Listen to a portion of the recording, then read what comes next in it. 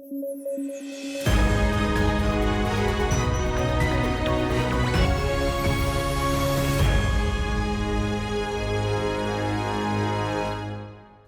News at 9 programme में आपका स्वागत है। मैं हूं अमृत उपाध्याय। आइए जल्दी से देखें आज की हेडलाइंस।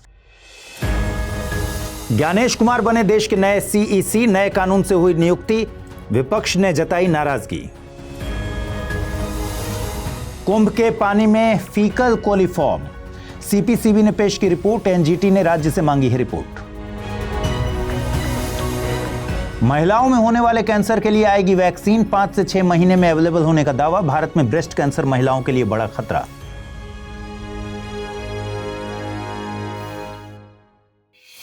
आइए शुरू करें। ज्ञानेश कुमार देश के नए मुख्य चुनाव आयुक्त नियुक्त हुए हैं। उनकी नियुक्ति कई मायनों में बेहद अहम है। देश में चुनाव आयोग के सदस्यों की नियुक्ति के लिए बने नए कानून के लागू होने के बाद वे पहले मुख्य चुनाव आयुक्त बने हैं। वे 26 जनवरी 2029 तक इस पद पर बने रहेंगे। देखिए, अभी तक मुख्य चुनाव आयुक्त के पद पर राजीव कुमार काबिज थे। उनके बाद चुनाव आयोग में सीनियर मोस्ट चुनाव आयुक्त ज्ञानेश कुमार ही थे। ज्ञानेश कुमार 1988 बैच के आईएएस ऑफिसर थे। उन्हें मार्च 2024 में चुनाव आयुक्त के तौर पर नियुक्त किया गया था। उन्होंने गृह मंत्रालय में भी काम किया है। उस दौरान उन्होंने जम्मू कश्मीर से अनुच्छेद 370 को हटवाने में भी अहम भूमिका निभाई थी। मुख्य चुनाव आयुक्त या सीईसी की नियुक्ति तो कर दी गई है, लेकिन यह नियुक्ति विवादों के घेरे में है। देखिए, पहले प्रधानमंत्री सिफारिश पर राष्ट्रपति सीईसी को अपॉइंट करते थे, लेकिन साल 2024 में सुप्रीम कोर्ट का एक आदेश आया जिसमें सीईसी यानी मुख्य चुनाव आयुक्त और ईसीज यानी चुनाव आयुक्तों की नियुक्ति के लिए एक समिति के गठन की बात कही गई थी। सुप्रीम कोर्ट ने अपने आदेश में कहा था कि राष्ट्रपति सीईसी और ईसीज की नियुक्ति एक समिति की सिफारिश पर करेंगे। समिति में प्रधानमंत्री, लोकसभा में विपक्ष के नेता और सीजेआई यानी चीफ जस्टिस ऑफ इंडिया शामिल होंगे। कोर्ट ने आदेश के वक्त यह साफ किया था कि यह फैसला संसद द्वारा बनाए गए कानून के अधीन होगा, लेकिन संसद ने जो कानून chief election commissioner and other election commissioners appointment conditions of service and term of service act 2023 बनाया, उसमें सीजेआई को शामिल नहीं किया गया। कानून के मुताबिक सिलेक्शन कमेटी में प्रधानमंत्री, गृहमंत्री और लोकसभा में विपक्ष के नेता शामिल होंगे। सिलेक्शन कमेटी को नामों की सिफारिश कानून मंत्री की अध्यक्षता में बनी एक सर्च कमेटी के द्वारा की जाएगी। हालिया नियुक्ति इसी कानून के आधार पर की गई है। विपक्षी दलों के द्वारा किए जा रहे विरोध का आधार है कि एक तो सरकार ने सिलेक्शन कमेटी से CJI chief justice of India का नाम हटा दिया, साथ ही सिलेक्शन कमेटी में सरकार के दो प्रतिनिधि हैं, जिससे चुनाव आयोग में नियुक्ति के मामले में सरकार को अपर हैंड मिल रहा है। इससे नए कानून का पॉइंट ही क्या निकला, जिसे चुनाव आयोग की ऑटोनॉमी को बढ़ाने के मकसद से लाया गया था। नए कानून के खिलाफ सुप्रीम कोर्ट में याचिका भी दायर की गई है, जिस पर फैसला आना अभी बाकी है। विपक्ष का कहना था कि सुप्रीम कोर्ट के फैसले तक इस नियुक्ति को रोका जाना चाहिए था। आपको बता दें कि संविधान के अनुच्छेद 324 में वर्णित चुनाव आयोग का गठन 25 जनवरी 1950 को हुआ था। यह भारत में चुनावों के लिए जिम्मेदार है। यह संस्था Lok Sabha, Rajya Sabha, state legislative assemblies और राष्ट्रपति तथा उपराष्ट्रपति के चुनाव आयोजित कराती है। शुरुआत में चुनाव आयोग केवल एक मुख्य चुनाव आयुक्त से मिलकर बना था। वर्तमान में यह संस्था एक मुख्य चुनाव आयुक्त और 2 चुनाव आयुक्तों के साथ काम करती है। 16 अक्टूबर 1989 को पहली बार 2 अतिरिक्त चुनाव आयुक्तों की नियुक्ति की गई थी। हालांकि इनका कार्यकाल 1 जनवरी 1990 तक ही रहा। 1 अक्टूबर 1993 को एक बार फिर से 2 चुनाव आयुक्तों की नियुक्ति की गई। इसके बाद से अब तक चुनाव आयोग बहुसदस्यीय संस्था के तौर पर काम कर रहा है। चुनाव आयोग को संविधान में सलाहकारी और अर्ध न्यायिक काम सौंपे गए हैं। इसके निर्णयों को हाईकोर्ट और सुप्रीम कोर्ट में चुनौती दी जा सकती है। इसके कार्यों की बात करें तो निर्वाचक नामावली तैयार करना और मतदाताओं को पंजीकृत करना इसके मुख्य कार्य हैं। निर्वाचन की तिथि और समय सारणी निर्धारित करना और नामांकन पत्रों का परीक्षण करना, राजनीतिक दलों को मान्यता प्रदान करना और निर्वाचन चिन्ह आवंटित करना। इसके अलावा राजनीतिक दलों को मान्यता प्रदान करने और चुनाव चिन्ह देने के मामले में हुए विवाद के समाधान के लिए न्यायालय की तरह काम करना भी चुनाव आयोग के कामों में शामिल है। इन दिनों प्रयागराज में चल रहे महाकुंभ की खबरें न्यूज चैनल से लेकर सोशल मीडिया रील्स में हर जगह दिखाई दे रही हैं, लेकिन महाकुंभ को लेकर आई हालिया खबर चिंताजनक है। दरअसल सीपीसीबी यानी सेंट्रल पोल्यूशन कंट्रोल बोर्ड ने एनजीटी यानी नेशनल ग्रीन ट्रिब्यूनल को एक रिपोर्ट सौंपी है। इसके मुताबिक पवित्र डुबकी लेने के लिए लोग जिस नदी में स्नान कर रहे हैं उस पानी में फीकल कॉलीफॉर्म का उच्च स्तर पाया गया है। फीकल कॉलीफॉर्म मानव और पशुओं के मल मूत्र में पाए जाने वाले माइक्रोब्स हैं। फीकल कॉलीफॉर्म बैक्टीरिया मानव और पशु दोनों की आंतों में मौजूद होता है। ये इंडिकेटर स्पीशीज के तौर पर जाने जाते हैं। पानी में इनकी मौजूदगी इस बात का संकेत है कि यह जानवरों या सीवेज से प्रदूषित है। हालांकि सभी कॉलीफॉर्म बैक्टीरिया टॉक्सिक नहीं होते, लेकिन इनकी मौजूदगी से इस बात की संभावना बढ़ जाती है कि पानी में वायरस, साल्मोनेला और ई कोलाई जैसे हानिकारक रोगाणु मौजूद हैं। इनके संपर्क में आने से गंभीर बीमारियां होने का खतरा बढ़ जाता है। रिपोर्ट के मुताबिक नदी के पानी की जिन स्थानों पर मॉनिटरिंग की गई, उसके मुताबिक पानी की गुणवत्ता प्राथमिक पानी की गुणवत्ता के मुकाबले काफी खराब हुई है। हालांकि इस मामले में अभी तक यूपीपीसीबी यानी Uttar Pradesh pollution control board ने कोई रिपोर्ट नहीं सौंपी है। यूपीपीसीबी के पास प्रयागराज स्थित गंगा नदी के पानी की गुणवत्ता बनाए रखने की जिम्मेदारी है। एनजीटी ने यूपीपीसीबी को अगली सुनवाई के दौरान पेश होने के लिए कहा है।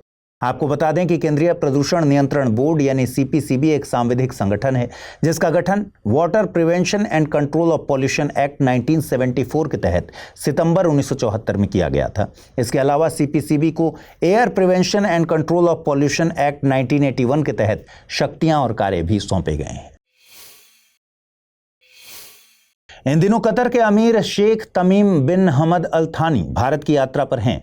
कतर में अमीर का पद देश के हेड ऑफ द स्टेट के बराबर है। इस दौरान उनकी मुलाकात प्रधानमंत्री नरेंद्र मोदी से हुई। दोनों देशों के बीच रणनीतिक साझेदारी के लिए समझौता किया गया।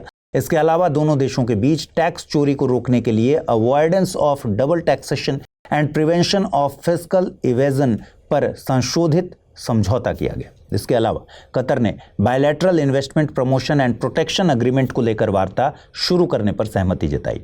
कतर के कॉमर्स मंत्रालय के मुताबिक भारत कतर का तीसरा सबसे बड़ा व्यापारिक साझेदार है। वित्त वर्ष 2023-24 में दोनों देशों के बीच द्विपक्षीय व्यापार $14 बिलियन के करीब है। दोनों देशों ने आने वाले 5 सालों में व्यापार को $28 बिलियन के करीब पहुंचाने का लक्ष्य रखा है। कतर भारत को एलएनजी और एलपीजी का सबसे बड़ा सप्लायर है। ऐसे ही भारत कतर को अनाज, स्टील, लोहा और मशीनरी की सप्लाई करता है। व्यापार और निवेश को बढ़ावा देने के लिए भारत के सीआईआई और इन्वेस्ट इंडिया के साथ समझौते किए गए हैं। इसके अलावा कतर की नेशनल बैंक ने गुजरात की गिफ्ट सिटी में ऑफिस बनाने की बात कही है। इस मौके पर जीसीसी यानी गल्फ कोऑपरेशन काउंसिल के साथ भारत के मुक्त व्यापार समझौते को लेकर वार्ता की गई। ध्यान रहे कि कतर जीसीसी का मुख्य सदस्य देश है। आपको बता दें कि कतर पश्चिमी एशियाई देश है जो अरब प्रायद्वीप बनाने वाले 7 देशों में से एक है। कतर लैंड बॉर्डर सऊदी अरब से साझा करता है। इसके अलावा यह हर तरफ से पर्शियन गल्फ से घिरा हुआ है। स्वास्थ्य मंत्रालय ने कैंसर को रोकने के लिए एक बड़ी घोषणा की है। मंत्रालय के मुताबिक महिलाओं को प्रभावित करने वाले कैंसर के लिए वैक्सीन 5 से 6 महीने के भीतर ही उपलब्ध होगी। 9 से 16 साल की आयु की लड़कियां इस वैक्सीन को लगवाने के लिए एलिजिबल होंगी। यह वैक्सीन महिलाओं में होने वाले ओरल, सर्वाइकल और ब्रेस्ट कैंसर को रोकने में मददगार साबित होगी। स्वास्थ्य मंत्रालय के मुताबिक वैक्सीन को लेकर रिसर्च का काम लगभग पूरा हो गया है। इसके लिए ट्रायल्स किए जा रहे हैं। वहीं 30 साल से ज्यादा उम्र की महिलाओं को अस्पतालों में जांच करानी होगी और रोग का शीघ्र पता लगाने के लिए डे केयर कैंसर सेंटर स्थापित किए जाएंगे।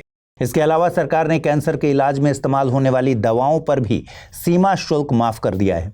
ICMR national institute of cancer prevention and research के मुताबिक भारत में हर 8 मिनट में एक महिला सर्वाइकल कैंसर से मर जाती है। वहीं भारत में ब्रेस्ट कैंसर से पीड़ित हर 2 महिलाओं में से 1 महिला की मृत्यु हो जाती है। भारत में तंबाकू से संबंधित बीमारियों के कारण हर दिन 2500 से ज्यादा लोग मरते हैं। पुरुषों में 5 में से 1 मौत और महिलाओं में 20 में 1 मौत स्मोकिंग के कारण होती है।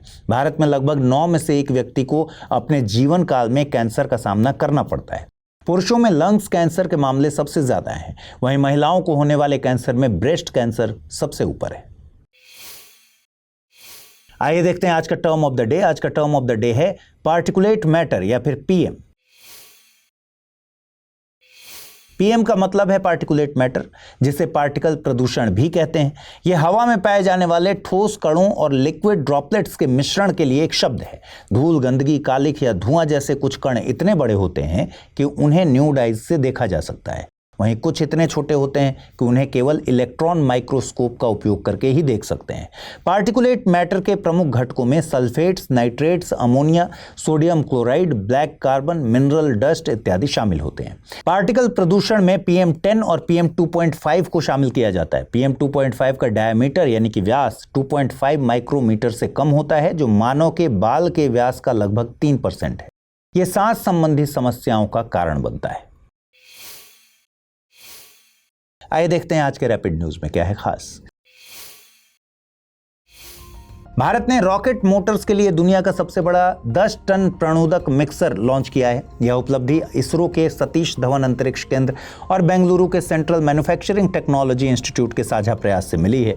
इस मिक्सर का वजन 150 टन है और ये 8.7 मीटर ऊंचा, 5.4 मीटर लंबा और 3.3 मीटर चौड़ा है। यह रॉकेट लॉन्च के लिए ठोस प्रणोदक सामग्री का सटीक मिश्रण सुनिश्चित करता है। इसरो के मुताबिक ये उपकरण अंतरिक्ष में आत्मनिर्भर भारत पहल का प्रतीक है। यह ठोस मोटर उत्पादन में गुणवत्ता, उत्पादकता और सुरक्षा को बढ़ाएगा। मिक्सर को रिमोट नियंत्रित तकनीक से लैस किया गया है। यह कदम देश को अंतर्राष्ट्रीय स्पेस टेक्नोलॉजी में और आगे बढ़ाएगा। कृषि मंत्री शिवराज सिंह चौहान ने मध्य प्रदेश के रायसेन में नक्शा परियोजना शुरू किया। यह कार्यक्रम 26 राज्यों और 3 केंद्र शासित प्रदेशों के 152 शहरी निकायों में चलेगा। ग्रामीण विकास मंत्रालय के भूमि संसाधन विभाग द्वारा इसे लागू किया जाएगा। इसका मकसद शहरी इलाकों में जमीन के सर्वे को आधुनिक बनाना, मालिकाना हक के रिकॉर्ड को अपडेट करना है। इससे शहरी नियोजन बेहतर होगा और जमीन से जुड़े विवाद कम होंगे। यह कार्यक्रम तकनीक का इस्तेमाल करके पारदर्शिता और कार्यक्षमता को बढ़ाएगा।